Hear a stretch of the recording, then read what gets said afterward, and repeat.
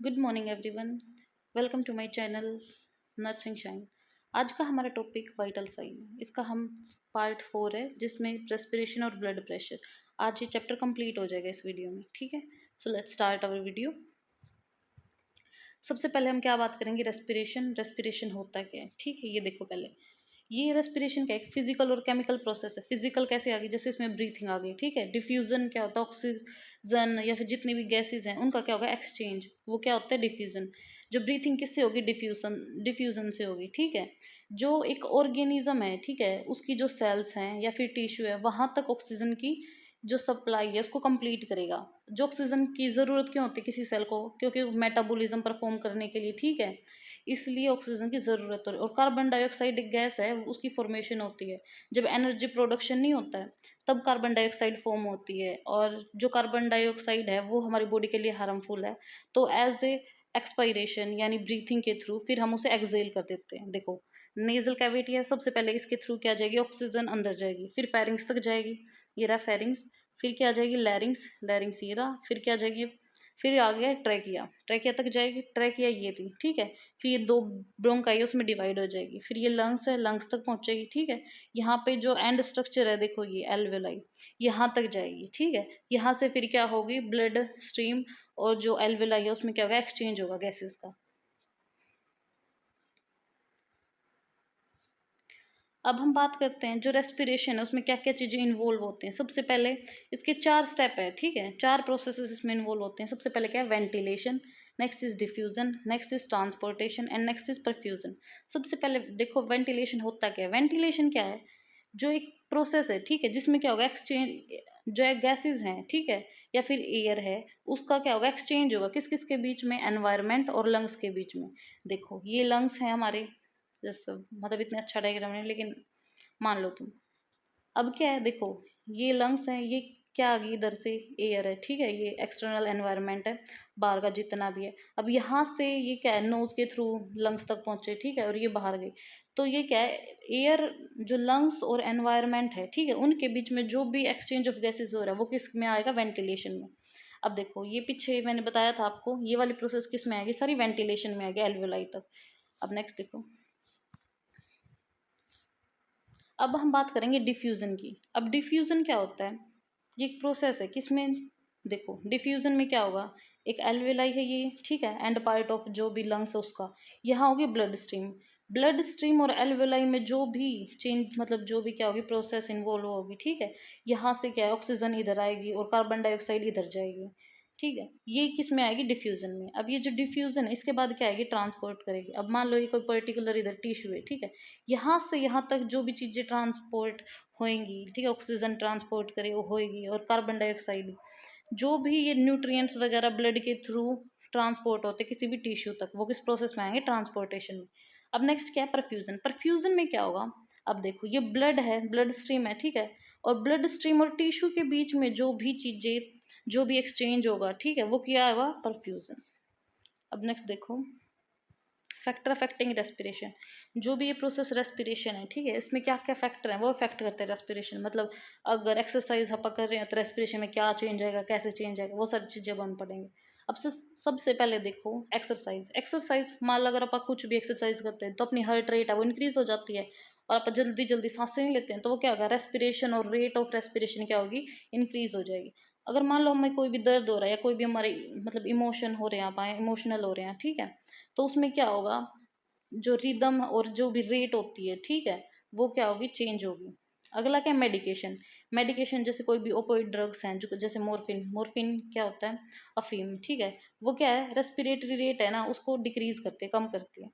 अब अगला क्या है, रेस्पिरेटरी एंड कार्डियोवेस्कुलर डिसीज। कोई भी बंदे को डिसीज है, ठीक है, जैसे न्यूमोनिया है, न्यूमोनिया में क्या होगा, जो रेस्पिरेटरी रेट है वो क्या होगी, इंक्रीज होगी, जल्दी जल्दी वो सांसें लेगा, ठीक है, गहराई से सांसें लेगा। अब अगला क्या है, जो बॉडी पोस्चर, अगर मान लो कोई फ्लोवर पोजीशन है, फ्लोवर पोजीशन क्या होती है, देखो जैसे ये ऐसे बेड बेड पे नहीं बैठाते हैं, जैसे कोई भी इधर पेशेंट बैठा है, ठीक है, इस पोजीशन को क्या बोलते हैं हम, फोवलर पोजीशन। अब फोवलर पोजीशन में क्या होगा, जो उसके जो देखो ये ऐसे सीधा बैठा है ये, तो इसके जो लंग है वो क्या होंगे, एक्सपेंड होंगे, जिसकी वजह से जो रेस्पिरेशन प्रोसेस है वो क्या हो जाएगी, इंक्रीज हो जाएगी। अब नेक्स्ट क्या है, ब्लड प्रेशर। ब्लड प्रेशर अगर इंक्रीज होगा, ठीक है, तो रेस्पिरेटरी क्या होगी, डिक्रीज होगी। देखो याद रखो, अगर जो ब्लड प्रेशर है वो रेस्पिरेटरी रेट और जो क्या है ये हार्ट रेट है या पल्स रेट है, इनके क्या होता है, इन्वर्सली प्रोपोर्शनल होता है। अब देखो कुछ पॉइंट है, इनके बारे में बात करते हैं।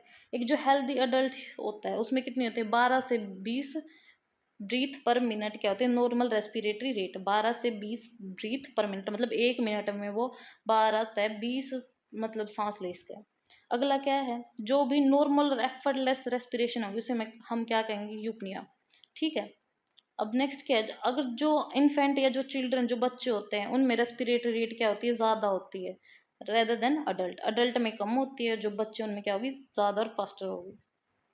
अब नेक्स्ट क्या क्या क्या करेक्टरिस्टिक्स है रेस्पिरेशन की, 3 है देखो, rate, rate, depth and rhythm. सबसे पहले हम पढ़ेंगे रेट क्या होती है। अब रेट देखो, रेट क्या है, एक नॉर्मल रेस्पिरेटरी रेट है, ठीक है, किसी भी अडल्ट की, वो क्या है, 12 से 20 ब्रीथ पर मिनट। मैंने बताया 1 मिनट में वो कितनी बार सांसें लेता है, वो किस में आएंगी, रेट में। अगर मान लो किसी भी पर्सन है उसका क्या रेट है, वो ज़्यादा है, नॉर्मल से ज़्यादा, मान लो 20 क्या है नॉर्मल है, अब उसका 25 हो गया, ठीक है, 30 हो गया, ये क्या, उसको क्या बोलेंगे हम, रैपिड ब्रीथिंग, वो जल्दी जल्दी सांसें लेगा। अगर मान लो किसी का रेट है, ठीक है, वो 12 से भी कम है, या लो मान लो 10 है, 9 है, 8 है, ये आगे तो ये क्या होगा, स्लो ब्रीथिंग हो, बिल्कुल आराम आराम से सांसें लेगा वो। अब अगला क्या, डेप्थ। डेप्थ ऑफ रेस्पिरेशन में क्या आएगा, जैसे वो कितनी गहराई से सांसें ले रहा है, एक तो शैलो और एक डीप, ठीक है, बिल्कुल मतलब लंबी लंबी सांसें ले रहा है तो वो क्या आएगी, किस में आएगी, डीप में। अब नेक्स्ट क्या है, रिदम। रिदम कैसे, रिदम क्या होती है, पहले ये देखो, जो रिदम है उसमें क्या होंगे, जो भी नॉर्मल क्या है, इनहेलेशन, एक्सहेलेशन, पोज, ये सबसे पहले क्या है, सॉरी, जो इनहेलेशन है वो कितनी मिनट की होती है, 2 मिनट की। एक्सहेलेशन क्या होती है, 3 मिनट की। ठीक है। अब अगर इनके बीच में कुछ वेरिएशन होगा, ठीक है, या इनहेलेशन ज़्यादा होगी, एक्सहेलेशन कम होगी, ठीक है, या फिर जो इनहेलेशन और एक्सहेलेशन के बीच में पोज आ गया, ये जो रिदम है उसको क्या करेंगे, इफेक्ट करेंगे। जो एक्सहेलेशन फेज है वो क्या होगी, डबल होगी। देखो, एक्सहेलेशन ज़्यादा होती है और इनहेलेशन में कम टाइम लगता है, यही बात बता रखी है इसमें। अब नेक्स्ट क्या है, जो हम रेस्पिरेशन है उसको असेस कैसे करते हैं, ठीक है, मापते कैसे, मतलब पता कैसे लगाएंगे भाई हाँ इसका रेस्पिरेटरी रेट कितना है।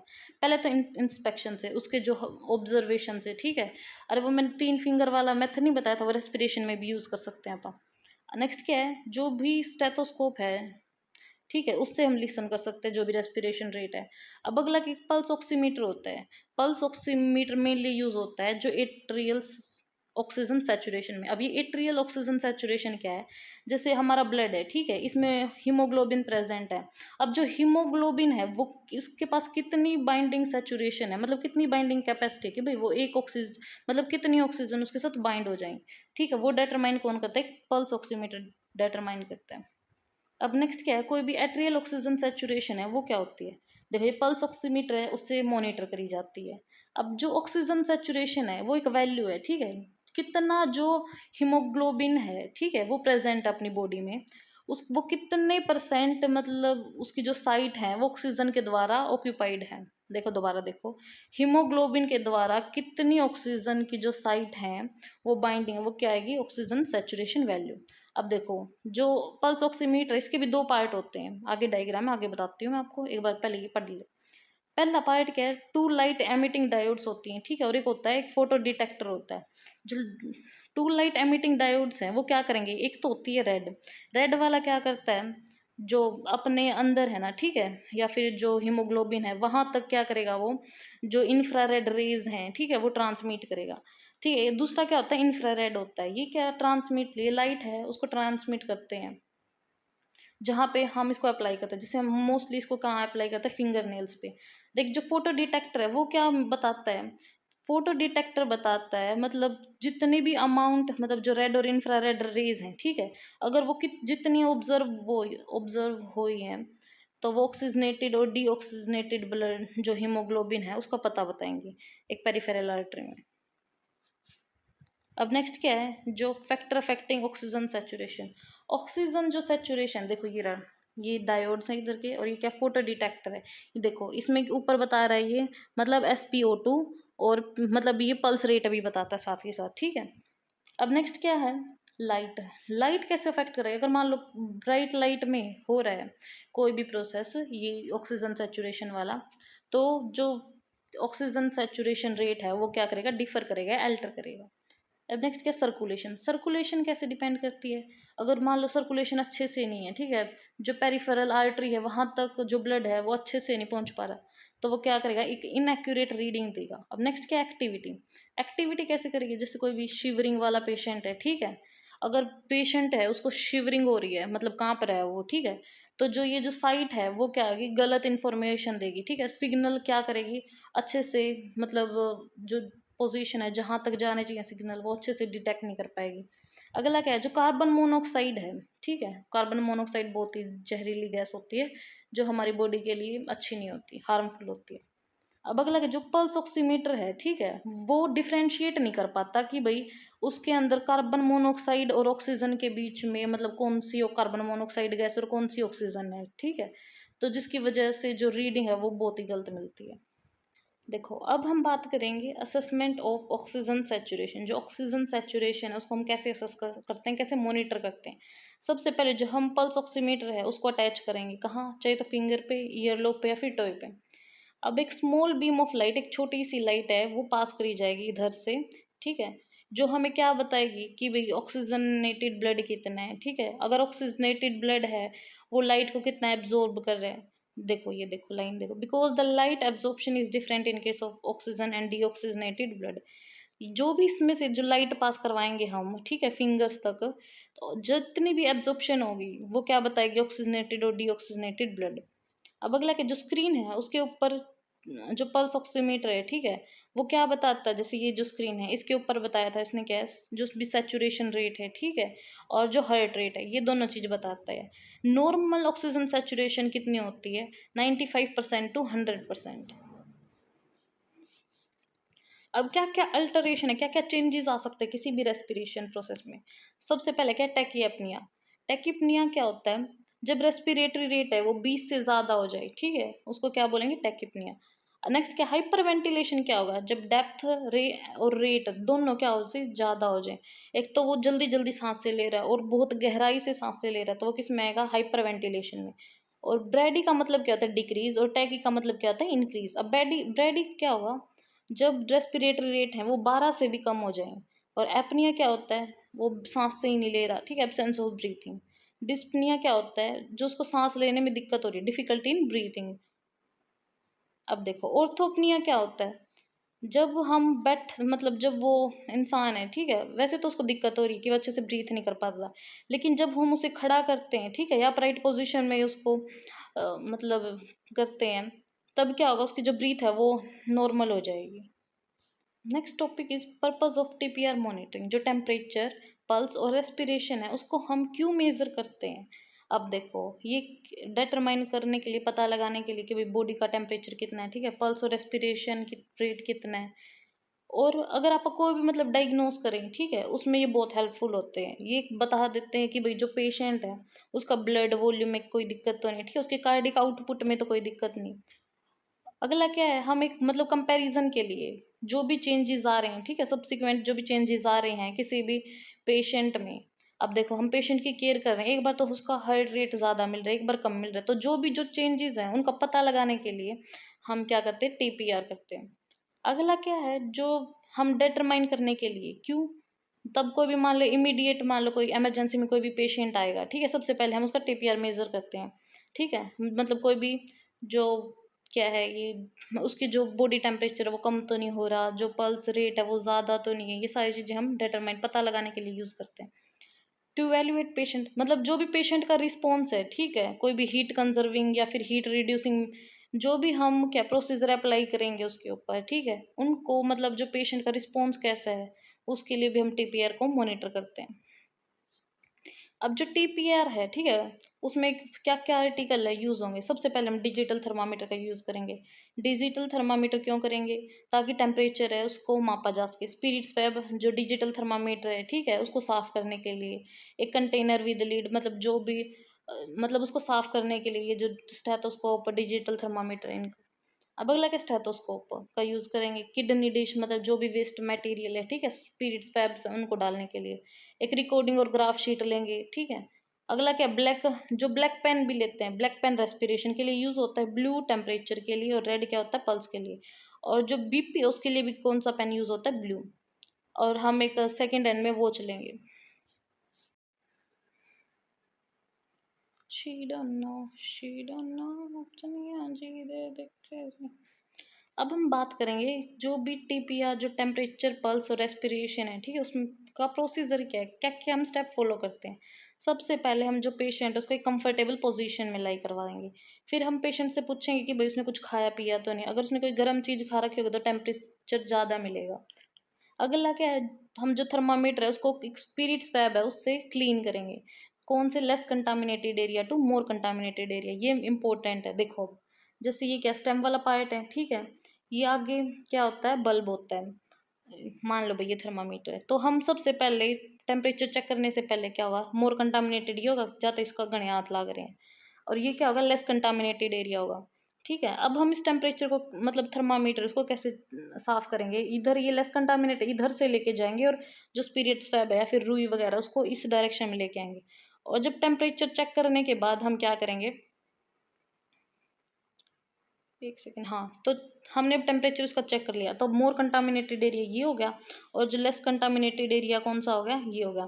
तो हम किस डायरेक्शन में इसको, देखो लेस ये वाला है और मोर ये वाला है, तो हम क्या करेंगे, इस डायरेक्शन में इसको क्या करेंगे, मेजर करेंगे। मेजर नहीं करेंगे, साफ करेंगे। तिकरा स्ट्रेट घुमा लेट तेना लेट। अब हम बात करेंगे टेम्परेचर, प्रेशर है, सॉरी, अब हम बात करेंगे जो टेम्परेचर, पल्स, अब हम बात करेंगे टेम्परेचर, पल्स और रेस्पिरेशन, उसको मोनिटर कैसे करते हैं। सबसे पहले हम जो पेशेंट है उसको एक कंफर्टेबल पोजीशन में लाई करवाएंगे, ठीक है। फिर हम पेशेंट से पूछेंगे कि भाई आपने कुछ खाया पिया तो नहीं है।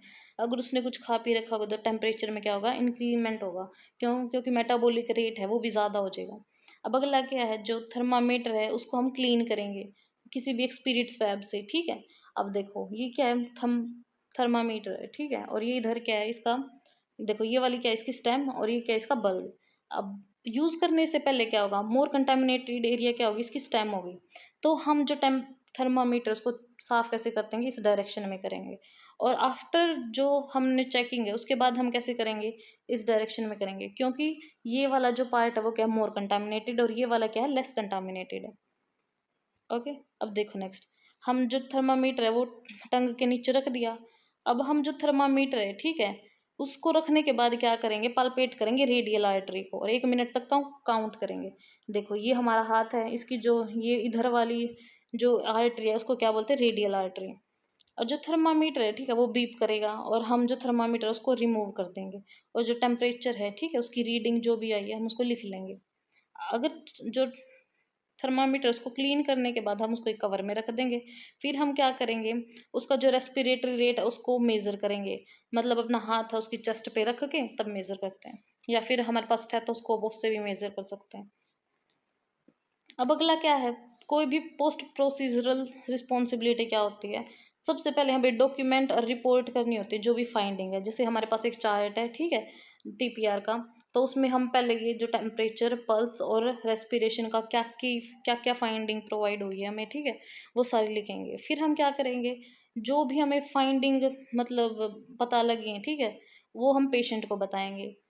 फिर हम जो आर्टिकल जो हमने यूज़ करे हैं वो वापस रख देंगे, अपने हाथ धोएंगे, ठीक है, और जो पेशेंट है उसको एक कंफर्टेबल पोजीशन है उसमें लाई करेंगे। अब नेक्स्ट टॉपिक क्या आता है हमारा, ब्लड प्रेशर। ब्लड प्रेशर क्या होता है, पहले हम इसके बारे में बात करते हैं। ब्लड प्रेशर क्या होगा, जो भी, जैसे ये कोई भी आर्टरी है, ठीक है, आर्टरी की वॉल में जो भी ब्लड फ्लो हो रहा है, और जो आर्टरी की वॉल जितना प्रेशर अप्लाई कर रही है इसके ऊपर या फोर्स अप्लाई कर रही है, वो क्या आएगा, ब्लड प्रेशर। जो मैक्सिमम ब्लड प्रेशर है वो किसके द्वारा एग्जर्ट किया जाता है, जो आर्टरी की वॉल है उसके द्वारा। अब जो लेफ्ट वेंट्रिकल है, ठीक है, देखो ये लेफ्ट वेंट्रिकल है, मान देखो ये चार हार्ट के चार चैम्बर नहीं होते, ये लेफ्ट आर्ट्रियम, ये लेफ्ट वेंट्रिकल। अब जो लेफ्ट वेंट्रिकल है वो क्या करेगा, कॉन्ट्रैक्ट करेगा, और इसमें क्या होता है, ऑक्सीजनेटेड ब्लड आता है। ऑक्सीजनेटेड ब्लड ये कहाँ, इधर से ओर्टा जाती है, ओर्टा के थ्रू क्या है वो शुरू होता है, ठीक है, ओर्टा से वो कहाँ जाएगा, ये आर्टरीज हैं इन तक जाएगा। अब देखो जो, हाँ ये सारी चीज़ें ये होगी, ये यहाँ से क्या होगी, सिस्टोल है उसकी बिगिनिंग होती है, कॉन्ट्रेक्शन का मीन्स ही क्या होता है, सिस्टोल। जो नॉर्मल बीपी है वो कितना होता है, 120/80 mmHg।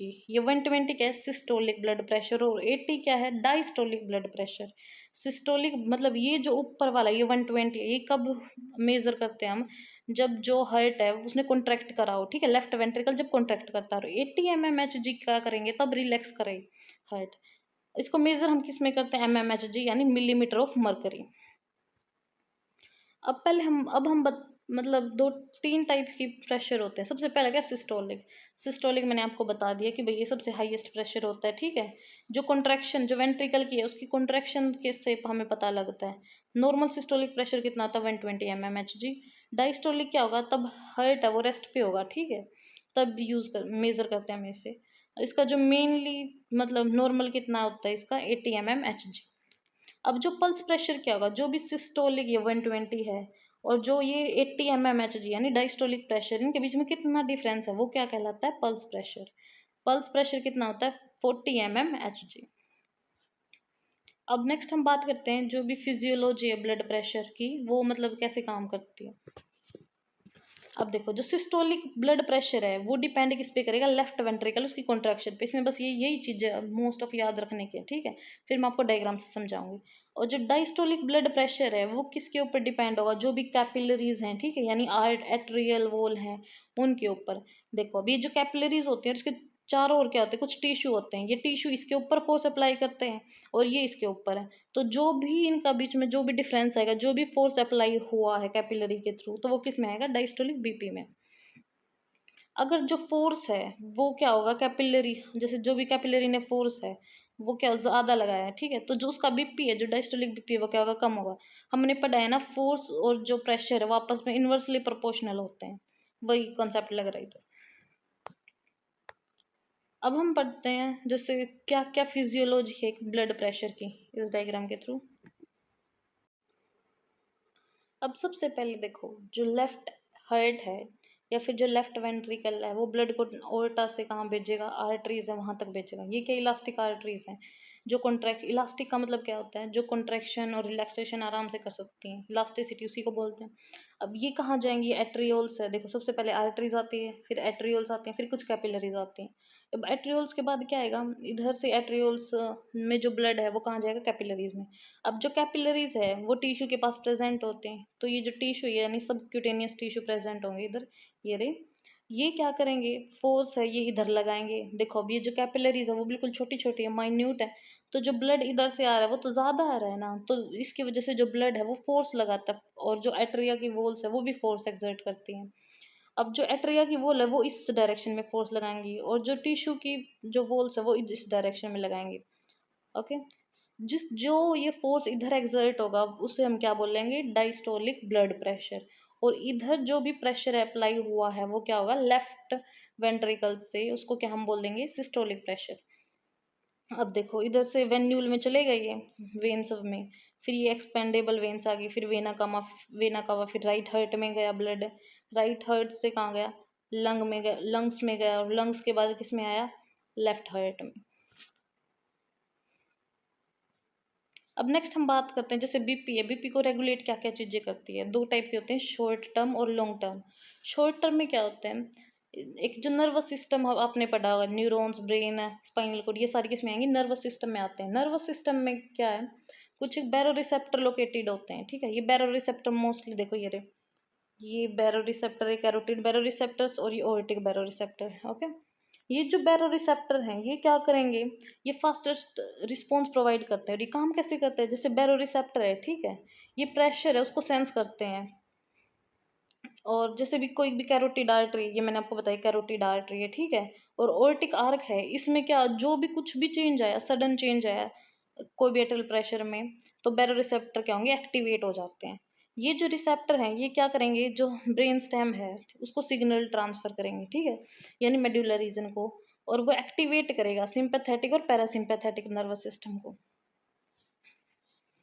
अब देखो जो शॉर्ट टर्म है, अगर जो बीपी है वो बहुत ही कम हुआ, ठीक है, तो जो सिंपैथेटिक नर्वस सिस्टम में क्या होगा, एक्टिवेट होगा, जो हार्ट रेट है उसको इंक्रीज कर देगा। और जो ब्लड वेसल है उसको कॉन्स्ट्रिक्ट करेगा। अगर बीपी क्या है बहुत ही ज़्यादा है तो पैरासिम्पैथेटिक नर्वस सिस्टम है उसको एक्टिवेट करेगा, जो क्या करेगा हार्ट रेट है उसको डिक्रीज करेंगे, और जो ब्लड वेसल है उनको क्या करेंगे डायलेट करेंगे यानी चौड़ा करेंगे।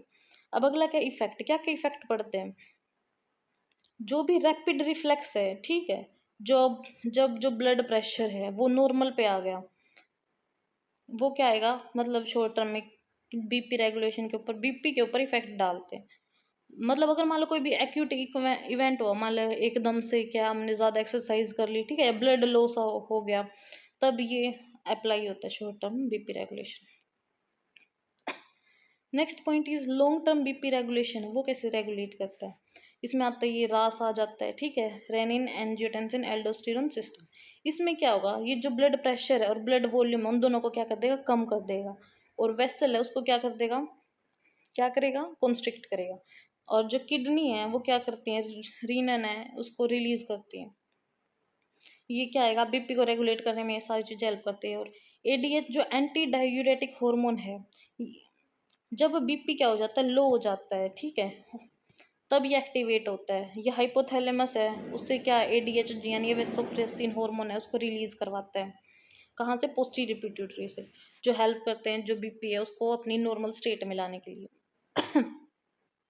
क्या क्या इफेक्ट होंगे, मान ले कोई भी स्लोअर एक्टिंग सिस्टम है, ठीक है, वो क्या करेगा ब्लड वॉल्यूम और जो भी फ्लूइड है उसके बीच में जो भी बैलेंस है उसको मेंटेन करके रखेंगे।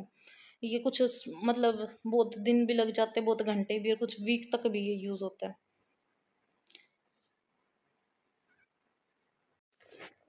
अब हम बात करेंगे क्या क्या करेक्टरिस्टिक्स है किसी भी ब्लड प्रेशर की। सबसे पहले क्या है कार्डियक आउटपुट। अब कार्डियक आउटपुट होता क्या है, कितने अमाउंट ऑफ ब्लड है जो हार्ट है वो पंप करता है 1 मिनट के अंदर, वो क्या होता है कार्डियक आउटपुट है। अगर कार्डियक आउटपुट क्या करता है ब्लड प्रेशर उसको इंक्रीज करता है। और जो पेरिफेरल रेजिस्टेंस है, ठीक है, जो भी रेजिस्टेंस ये ब्लड फ्लो जो आर्टरीज हैं वो जो भी रेजिस्टेंस लगाती हैं, इसकी वजह से क्या होगा वेजो कंस्ट्रिक्शन है, ठीक है, फिर किसी भी ऑब्स्ट्रक्शन के थ्रू क्या होगा यानी रेजिस्टेंस के थ्रू बीपी है वो ज़्यादा होगा। और ब्लड वॉल्यूम होती क्या है, जितना भी मतलब टोटल अमाउंट ऑफ ब्लड जो हमारी बॉडी में सर्कुलेट करता है, अगर ब्लड वॉल्यूम ज़्यादा हुई तो बीपी क्या होगा ज़्यादा होगा।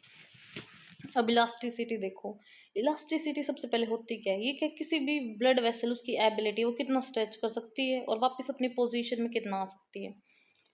और ये जो प्रेशर है, ठीक है, वो राइज करता है जब हम जब वेसल कॉन्स्ट्रिक्ट होती हैं तब प्रेशर ज़्यादा होता है, और जब वेसल क्या करती हैं रिलैक्स करती हैं तब क्या होता है प्रेशर कम होता है।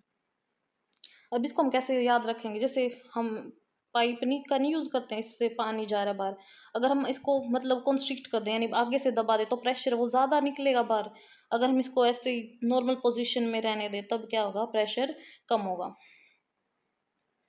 अब देखो विस्कोसिटी क्या होती है, मतलब जितने परसेंटेज ऑफ आरबीसी की कितनी परसेंट है, कितना गाढ़ा है वो ब्लड, ठीक है, वो क्या होता है उसकी विस्कोसिटी। अगर जो जितना भी ब्लड गाढ़ा होगा या ज्यादा होगा तो क्या होगा बीपी है वो भी क्या होगा ज्यादा। क्या क्या फैक्टर इफेक्ट करते हैं ब्लड प्रेशर को, देख सबसे पहले क्या करती है एज। एज कैसे, जो भी हाई ब्लड प्रेशर है, ठीक है, वो अगर किसी की एज ज्यादा है तो उसमें ब्लड प्रेशर क्या होगा ज्यादा होगा। और डाइट क्या है, मतलब अगर आप अपनी डाइट उसमें ज़्यादा सोल्ट ले रहे हैं या ज़्यादा सैचुरेटेड फैट्स ले रहे हैं तो उसकी वजह से बीपी इंक्रीज हो सकता है। अगर आप फिजिकल कोई भी एक्टिविटी नहीं कर रहे, ठीक है, ना तो कुछ एक्सरसाइज वगैरह कर रही, और वेट गेन भी हमारा ज़्यादा ही हो रहा है, तो क्या करेगा हार्ट रेट है वो भी इंक्रीज होगी, और ब्लड प्रेशर वो भी क्या होंगे इंक्रीज होंगे। अब जो वेट है, वेट अगर कोई बंदा ओवर वेट है, ठीक है, उसमें जितना वेट होना चाहिए उससे ज़्यादा है तो ब्लड प्रेशर भी क्या होगा ज़्यादा। क्यों होगा ब्लड प्रेशर, ताकि क्योंकि इसका मेटाबॉलिज्म है वो बहुत ही ज़्यादा रहेगा इसलिए। अल्कोहल और टोबैको वाले पेशेंट में जो भी ज़्यादा अल्कोहल है उसका कंजप्शन करते हैं, ठीक है, उसमें जो ब्लड प्रेशर है वो ज़्यादा ही मिलता है। अगर मान लो किसी पेशेंट है, ठीक है, उसको क्रोनिक स्ट्रेस है, लंबे टाइम से उसको स्ट्रेस है तो उसका ब्लड प्रेशर है वो भी चेंजेस होता रहता है। अब जो बीपी है उसको हम असेस कैसे करते हैं, इक्विपमेंट आता है, क्या नाम है उसका, स्पेगमो मैनोमीटर, उसको हम स्टेथोस्कोप से यूज कर सकते हैं या फिर पाल्पिटेशन मेथड है उससे भी मतलब मेजर कर सकते हैं। एक आता है डोपलर अल्ट्रासाउंड, और मतलब डोपलर अल्ट्रासाउंड डिवाइस उसको हम कब यूज करते हैं, जब हमें कोई भी जो पल्स है वो फील नहीं होती, ठीक है, या फिर कोई भी आर्टरी में जितना ब्लड जा रहा है हमें कुछ भी फील नहीं होता, तब हम किसका यूज़ करते हैं, डोपलर अल्ट्रासाउंड डिवाइस का। और एक आजकल क्या आता है, इलेक्ट्रॉनिक डिवाइसेस भी आते हैं बीपी को मेजर करने के लिए। ये जितना भी पॉइंट है ये मैं आपको आगे कराऊंगा, आगे ये सारा लिख रखा है मैंने दोबारा। अब नेक्स्ट टॉपिक इज कोर्टिक ऑफ साउंड। अब ये कोर्टिक ऑफ साउंड है वो क्या होती है, जब हम जो बीपी है उसको हम मेजर करते हैं तब हम एट्रियल साउंड कुछ सुनाई देती है, ठीक है, जो आर्टरी जो भी साउंड है वो प्रोड्यूस करती है, हम एक स्टेथोस्कोप की हेल्प से वो सारी सुनते हैं, वो क्या होती है, कोर्टिक ऑफ साउंड। इसमें 5 फेज होती हैं, phase 1, phase 2, phase 3, phase 4, phase 5। अब देखो फेज 1 क्या होगी, सबसे पहले अपीयरेंस, जिसमें एक शार्प और टैपिंग साउंड है उसकी क्या होगी, अपीयरेंस होगी, सबसे पहले साउंड होगी, और ये क्या करेगी, सिस्टोलिक ब्लड प्रेशर उसकी रीडिंग में हेल्प करेगी। नेक्स्ट साउंड क्या होगी, सॉफ्टनिंग, फिर ये जो साउंड है फिर ये धीरे धीरे सॉफ्ट एक स्क्वीजिंग साउंड हो जाती है। फिर एक और शार्प हमें इंटेंस साउंड सुनाई देती है, ये जो साउंड होते हैं वो फर्स्ट फेज है उसके सिमिलर होती है।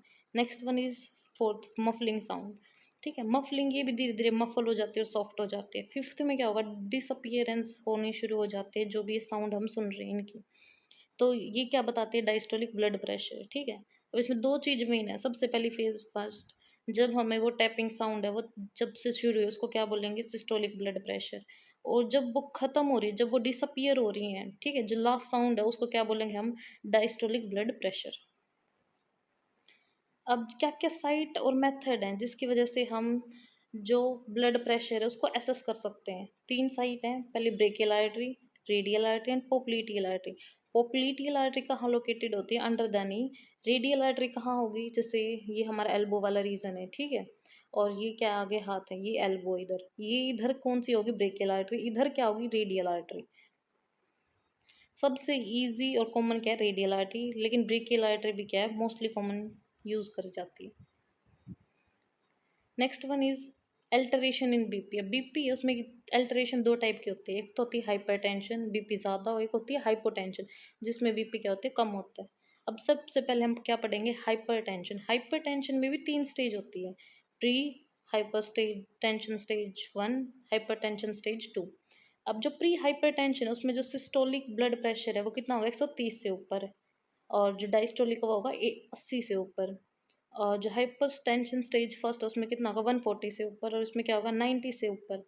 और जो हाइपर टेंशन स्टेज 2 है उसमें सिस्टोलिक ब्लड प्रेशर 180 होगा, और डायस्टोलिक ब्लड प्रेशर कितना होगा, 100 mmHg से ऊपर। अब देखो क्या क्या रिस्क फैक्टर हो सकते हैं किसी भी पेशेंट को अगर हाइपरटेंशन है, ठीक है, या फिर उसको हमें मेडिकल मैनेजमेंट हम उसकी कैसे करते हैं। रिस्क फैक्टर क्या क्या हैं, अगर वो पेशेंट ज़्यादा बूढ़ा है, ठीक है, तो उसमें हाइपरटेंशन होने के रिस्क ज़्यादा होते हैं। स्लीप एपनिया वाली कंडीशन में, मेटाबॉलिक किसी को डिसऑर्डर है जैसे डायबिटीज़ मेलाइटस उस पेशेंट को, तो उसमें हाइपरटेंशन की कंडीशन भी क्या हुई ज़्यादा। ओबेसिटी, किसी कोई ज़्यादा मोटा है, अल्कोहल ज़्यादा कंजप्शन कर रहा है, ठीक है, डाइटरी इनटेक में क्या है, जो भी सोल्ट और फैट है वो बहुत ज़्यादा है। अगर कोई भी लेडी है वो क्या कर रही है, ओरल कॉन्ट्रासेप्टिव उनका यूज़ कर रही है, ठीक है, उसमें भी क्या होंगे, हाइपरटेंशन के ज़्यादा चांसेस होंगे। अगर उसकी कोई हिस्ट्री है हाइपरटेंशन की तो चांसेस हो सकते हैं। अगला क्या, मेडिकल मैनेजमेंट क्या करते हैं हम, एंटी हाइपरटेंसिव मेडिकेशन देते हैं। अब एंटी क्या होगा, मान लें अपोजिट, अगर किसी पेशेंट को हाइपरटेंसिव है तो हम उसको कम करने की मेडिकेशन देंगे, जैसे हम डायूरेटिक्स देंगे।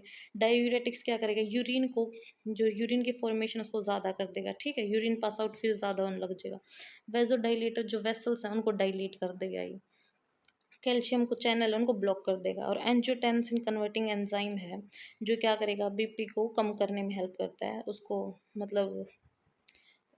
नेक्स्ट क्या है, लाइफस्टाइल चेंजेस, कुछ लाइफस्टाइल में हम चेंज लाएंगे, जैसे जो नमक वो कम कर देंगे, कुछ घी के जो सब्सटेंसेस जिनसे फैट बढ़ता है वो कम कर देंगे। अब अगला क्या है, नर्सिंग डायग्नोसिस और नर्सिंग इंटरवेंशन क्या होंगे। नर्सिंग डायग्नोस में क्या आएगा, देखो ये एक लाइन है, ये अच्छे से याद कर लेना, इसमें भी काम आएगी और हाइपोटेंशन वाले में भी काम आएगी। अब देखो पहले आएगा ineffective peripheral tissue perfusion related to hypertension evidence by BP changes in extremities. ये क्या कह रहा है, हाइपरटेंशन से रिलेटेड क्या है, कोई भी मान लो जो टिश्यू परफ्यूजन हुआ, परफ्यूजन का मतलब क्या होता है, जो ये ब्लड वेसल्स हैं और ये क्या कोई भी टिश्यू है, ठीक है, इनके बीच में जो भी ऑक्सीजन, जो कार्बन डाइऑक्साइड का जो भी चेंजेस आएंगे, ठीक है, ऑक्सीजन इसके अंदर जाएगी, टिश्यू कार्बन डाइऑक्साइड ये बाहर जाएगी, इसको क्या बोलते हैं, परफ्यूजन बोलते हैं। वो अगर अच्छे से काम नहीं कर रहा, इनइफेक्टिव है, ठीक है, पेरिफेरल जो भी रीजन है यानी हाथ पैर अपने जो भी एक्सट्रीमिटीज हैं, ठीक है, उनसे रिलेटेड क्या होगी, हाइपरटेंशन। और कैसे ये हमने एविडेंस कैसे लिया है इसका, कोई भी अगर बीपी में चेंजेस आ रहा है एक्सट्रीमिटीज में, उससे हमने इसका एविडेंस लिया है। अब देखो, अब किसी भी चीज़ का हम डायग्नोस बनाते हैं तो हम उसको दो चीज़ों उसमें मेन होते हैं। एक तो होता है रिलेटेड टू, और एक होता है एज एविडेंस बाय, ठीक है, ये दो चीज़ें याद रखना, as evidence by and related to, इन दो चीज़ों का हम बहुत यूज़ करते हैं। अब अगला क्या, नर्सिंग इंटरवेंशन, मतलब क्या क्या यूजेस होंगे, ठीक है, अगर किसी का हम बीपी मेजर करेंगे, सबसे पहले उस जो पेशेंट है उसको पता चले जाएगा, जो पेशेंट है उसका हमें बेसलाइन डाटा है वो पता लग जाएगा। अब जो पेशेंट है उसको हम बताएंगे, उसको हम समझाएंगे कि भाई जो वेट मेंटेनेंस है वो कितनी ज़रूरी है, एजुकेशन प्रोवाइड करेंगे उसको। अब next one is hypotension. Hypotension में क्या होगा, जो ब्लड प्रेशर वो कम होगा। रिस्क फैक्टर क्या क्या हो सकते हैं इसके, डिहाइड्रेशन या फिर ब्लड लॉस है, ये आ जाएंगे। कोई भी उसको न्यूरोलॉजिकल डिसऑर्डर है, किसी को कार्डियोवेस्कुलर या एंडोक्राइन सिस्टम में कोई भी डिसीज है, एजिंग, ठीक है, एज के अकॉर्डिंग भी हाइपोटेंशन होता है।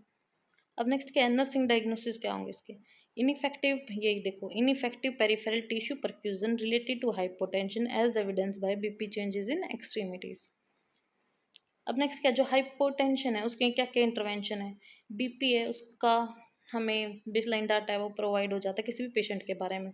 हम जो नॉन रैपिड एम्बुलेशन है वो प्रमोट करेंगे, यानी जो भी पेशेंट है उसकी सेफ्टी के बारे में, ठीक है, उसको कैसे प्रोवाइड करवानी है वो सारे हम क्या करेंगे, प्रमोट करेंगे इससे। कोई भी एडिक्वेट हाइड्रेशन है, भाई जो हाइड्रेशन है यानी पानी अपनी बॉडी के लिए कितना ज़रूरी है उसको इंश्योर करेंगे, पेशेंट को बताएंगे। जो भी मेडिकेशंस हैं, ठीक है, जो हमने एक फिजिशियन ने प्रिस्क्राइब करी हैं उनको कैसे लेना है, एडमिनिस्टर कैसे करना है, वो सारी हम बताएंगे। आर्टिकल क्या क्या रिक्वायरमेंट होती है, सबसे पहले क्या होगा, स्पिरिट स्वैब, किसी चीज़ को क्लीन करने के लिए स्पिरिट स्वैब का यूज़ करते हैं। Container with lid, sphygmomanometer, stethoscope, kidney dish, recording sheet और ब्लू पेन। ब्लू पेन हम बीपी का, बीपी जो भी रीडिंग है उसको लिखने के लिए यूज़ करते हैं। अब हम देखते हैं कि भाई जो स्फेगमोमैनोमीटर है उसके क्या क्या पार्ट हैं, जो भी मेन पार्ट है। सबसे पहले क्या ये मैनोमीटर है, फिर स्केल, जो भी रीडिंग होगी वो मैनोमीटर देगा। उसके बाद ये बल्ब, और ये इधर आता है स्क्रू, ठीक है। अब ये जो स्क्रू है इसकी हेल्प से हम क्या है, ये जो कफ इधर है, कफ लोकेटेड है, कफ को हम क्या हाथ पे बांधते हैं, ठीक है, इसको हम इन्फ्लेट करते हैं और डिफ्लेट करते हैं। इन्फ्लेट का मतलब इसमें हवा है, एयर है वो भरते हैं। डिफ्लेट का मतलब क्या है, हवा निकालते हैं। अब जो स्क्रू है ये हेल्प करता है कि भाई हम स्क्रू को टाइट करें या ढीला करें, ठीक है। और ये बल्ब इसको हम पंप करते हैं जिसकी वजह से इसमें कफ में क्या आती है, हवा भरी जाती है। अब हमने क्या है, जो स्टेथोस्कोप है उससे हम ये सुनेंगे। सबसे पहले हमने क्या है, जो एयर उसको इन्फ्लेट करा इस कफ में, और इसकी जो रीडिंग है वो धीरे धीरे ऊपर जाती रहेगी, 130 140 तक हम इसको लेके जाएंगे। फिर ये क्या होगा, धीरे धीरे नीचे आना शुरू हो जाएगा। अब ये दो पॉइंट है, मतलब सबसे पहले हमें क्या सुनेंगे, शार्प टैपिंग साउंड सुनेंगे। मान लो 104 पे सुनी हमने, ठीक है, फिर धीरे धीरे फिर ज़्यादा होगी गई, ज़्यादा होती गई, फिर हमें 78 पे आते आते हमें क्या दिखाई दिया कि वो साउंड वो डिसअपियर हो गई, ठीक है। तो ये क्या होगा, इसका डायस्टोलिक ब्लड प्रेशर, और ये ऊपर वाला क्या होगा, इसका सिस्टोलिक ब्लड प्रेशर। अब हम बात करते हैं क्या क्या प्रोसीजर है उस, हम ब्लड प्रेशर बीपीएस को मेजर करने के लिए यूज़ करते हैं। दो मेथड होते हैं, सबसे पहले क्या पाल्पेटरी मेथड, दूसरा क्या अस्कल्टेशन मेथड। पहले हम पाल्पेटरी मेथड देख लेते हैं। अब इसमें क्या होगा, जो हम ब्रेकियल पल्स है उसको हम पाल्पेट करेंगे, ठीक है, अपने फिंगर टिप से, जो भी नॉन डोमिनेंट हैंड है उससे। पहले हम जो स्क्रू है उसको क्या करेंगे, हम क्लोज करेंगे बल्ब के, और जो कफ है उसको इन्फ्लेट करेंगे, उसमें हवा भरेंगे, और साथ के साथ हम जो पल्स उसको चेक करते रहेंगे। और नेक्स्ट क्या है, हम जो पॉइंट है वो ऑब्जर्व करेंगे जहाँ पे पल्स है हमें मतलब पाल्पेबल और नहीं हो रही, उन सब जो पॉइंट है जहाँ से वो शुरू हो रही है और जहाँ पे वो ख़त्म हो रही है, उनको हम क्या करेंगे, ऑब्जर्व करेंगे। फिर हम स्क्रू है क्लैंप है उसको ओपन करेंगे, और जो डिफ्लेट कर देंगे जो भी कफ को, ठीक है, वो धीरे धीरे करने हैं, ठीक है। अब जो नेक्स्ट टॉपिक क्या है वो क्या है, अस्कल्टेशन। अस्कल्टेशन में क्या होगा, सबसे पहले हम जो पोजीशन करेंगे स्टेथोस्कोप को ब्रेकियल आर्टरी पे, ठीक है। फिर हम उसको क्या करेंगे, जो स्टेथोस्कोप का ईयर पीस है उसको हम अपने कानों में डालेंगे और वो चेक करते रहेंगे कि भाई उसमें क्या है, हमें आवाज़ अच्छे से आ रही है, कोई स्वीजिंग साउंड नहीं आ रही, ठीक है। ये सारी चीज़ें। फिर हम जो डायफ्राम है उसका, जैसे जो हम मैंने बताया था, जो लार्जर पार्ट है स्टेथोस्कोप, उसको क्या बोलते हैं, डायफ्राम। उसको हम क्लाइंट की ब्रेकियल आर्टरी पे रखेंगे। फिर हम जो क्या है, जो भी कफ है, ठीक है, सॉरी कफ नहीं, जो भी स्क्रू है उसको हम क्लोज करेंगे, ठीक। और फिर हम क्या उसमें इन्फ्लेट करेंगे कफ को, यानी हवा भरेंगे उसमें। एट तब तक हवा भरते रहेंगे, तब तक हमें वो पल्स है वो डिसअपियर होना पता नहीं लग जाता कि भाई हाँ अब वो पल्स है वो डिसअपियर हो रही है। फिर हम धीरे धीरे उस जो स्क्रू है, क्लैंप है, उसको ओपन करेंगे, ठीक है। फिर वो जो मरकरी है वो धीरे धीरे नीचे आएगी और वो हमें धीरे धीरे मतलब 2 to 3 mmHg पर सेकेंड के रेट से वो नीचे आनी चाहिए। अब अगला क्या है, हम जो पॉइंट है, जो भी एग्जैक्ट पॉइंट है जहाँ पे हमें फर्स्ट साउंड सुनाई दी, जिसे हम सिस्टोलिक बीपी बोलते हैं, उसको हम नोट करेंगे। फिर हम क्या करेंगे, फिर जो हम कंटिन्यू करेंगे भाई डिफ्लेटिंग द कफ, मतलब जो हवा है उससे बाहर धीरे धीरे निकलती रही है। फिर हम वो पॉइंट नोट करेंगे जहाँ पे हमें जो साउंड है सुनना है वो क्या होगी, कम होगी, ठीक है, या फिर खत्म होगी, डिसअपियर होना शुरू होगी, तो वो क्या होगी, डायस्टोलिक बीपी। फिर हम क्या करेंगे, कोई भी मतलब जितनी भी रिमेनिंग एयर है उस कफ में, हम उसको क्या करेंगे, रिलीज कर देंगे और उसको रिमूव कर देंगे पेशेंट्स के हाथ से। अब नेक्स्ट टॉपिक क्या है, कोई भी मान लो डॉक्यूमेंटेशन और रिकॉर्डिंग है किसी भी वाइटल साइन की, वो हम कैसे करते हैं। दो फेजेस होते हैं इसका, फर्स्ट एंड सेकंड। फर्स्ट में क्या करते हैं, हम न्यूमेरिकल डिजिट के फॉर्म में लिखते हैं, जैसे अगर किसी का बीपी है वो कितना होगा, 120/80 mm/Hg, ठीक है, सॉरी पर नहीं आएगा, 80 mm/Hg। और जैसे किसी की हार्ट रेट है वो कितनी होगी, 72 बीट पर मिनट। ये सारी चीज़ें हम न्यूमेरिकल फॉर्म में लिखेंगे तो वो क्या होगी, सिंपल डॉक्यूमेंटेशन। और हम किसी ग्राफ और चार्ट की फॉर्म में कैसे लिखते हैं, जैसे 3 पेन का यूज़ करते हैं उसको। ब्लू पेन से हम क्या करेंगे, जो टेम्परेचर उसको रिकॉर्ड करेंगे। रेड से क्या करेंगे, हम पल्स को। मेनली ब्लैक यूज़ होता है रेस्पिरेटरी रेट के लिए, लेकिन हम ग्रीन का भी यूज़ कर लेते हैं। ब्लैक का किसके लिए यूज़ होगा, रेस्पिरेटरी रेट के लिए। बीपी के लिए भी हम क्या यूज़ करते हैं, ब्लू पेन। ये ग्राफ की रिप्रेजेंटेशन फॉर्म में टीपीआर की मॉनिटरिंग देखो। सबसे पहले अब जो टीपीआर है, देखो at the time of admission जो टेम्परेचर है वो कितना था, 99 डिग्री फ़ारेनहाइट था। फिर थोड़ी देर बाद 8 बजे हमने उसका चेक किया टेम्परेचर, तो कितना हो गया उसका, उसको 100 से थोड़ा कम हो गया, यानी 99.8 हो गया, 9 हो गया, ठीक है, इतना टेम्परेचर हो गया। और देखो पल्स रेट देखो, तो at the time of admission उसका कितना था कि भाई 80 है, उससे थोड़ा ऊपर था। नॉर्मल पल्स रेट कितनी होती है, 60 to 100 बीट पर मिनट। और उस थोड़ी देर बाद हमने 8 बजे चेक किया तो कितना हो गया, 90 से थोड़ा सा कम। अब नेक्स्ट देखो, ये रेस्पिरेशन वाला देखो। अब हमने शुरू में उसका चेक किया था at the time of admission, तो कितना था उसका, 18 था। उसके बाद हमने चेक किया उसका 8 बजे, तो कितना हो गया, 20 हो गया। ऐसे हम एक ग्राफ की फॉर्म में उसको रिप्रेजेंट करते हैं। सो थैंक यू, इतनी थी मेरी वीडियो। ये चैप्टर हमारा इधर ही कंप्लीट हुआ। अगर आपको वीडियो अच्छी लगी हो तो लाइक करें, सब्सक्राइब करें और कमेंट करें। Thank you, bye bye.